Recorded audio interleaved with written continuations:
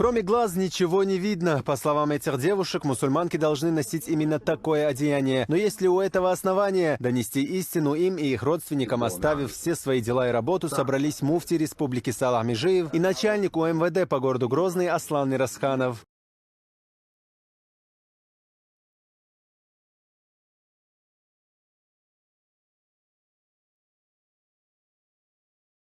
Под видом маск сан иштиюх аль-яхнир амбаду ой подчас маалар любой хаэлдолхум ой қаста дирду чуа сома алар данис дирду хинчултя саатряпки уларят сунметтан медицинский маск даже айж маска лили турят хастунг ас элак дешу алхамдулилlah хида ой хадисна ой дирдол штух. По словам Салаха Межиева, состоится еще одна встреча в муфтияте, где им подробно еще раз с предоставлением достоверных фактов расскажут о правилах ношения хиджаба. Духовенство республики уделяет особое внимание просветительской деятельности среди молодежи, ведь от того, за кем следует человек, зависит его вероубеждение. Нет никакой необходимости обращаться к интернет-проповедникам, когда в регионе есть много компетентных людей, разбирающихся в исламе. Турпал Эль-Мурзаев. А если есть вопросы, в которых человек сомневается, то в республике много ученых и богословов.